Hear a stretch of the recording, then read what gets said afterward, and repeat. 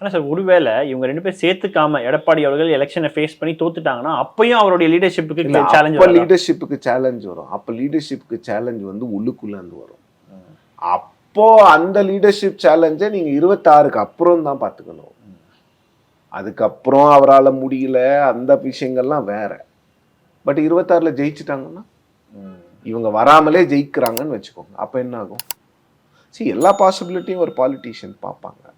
பாலிட்டிஷியனை பொறுத்த வரைக்கும் அவங்களுடைய அத்தாரிட்டி எந்த வகையிலையும் சேலஞ்ச் ஆகக்கூடாது.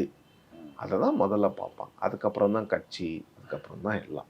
ஆனால் சார் இப்போ இன்னொன்று பிஜேபி வந்து இந்த ஒருங்கிணைப்பை வந்து ரொம்பவே புஷ் பண்ணிக்கிட்டே இருக்காங்க அப்படின்னு 5 வருஷமா புஷ் பண்றாங்க. அவங்களால ஒண்ணுமே முடியல இது வரைக்கும். பல விஷயங்கள் சாதிச்சிருக்காங்க. இல்ல அதெல்லாம் ஒரு சிலதெல்லாம் சாதிக்கலாங்க. இதுல வந்து அவர் எடப்பாடியோடைய பர்மிஷன் இல்லாம அவங்களால இது சாதிக்க முடியாது.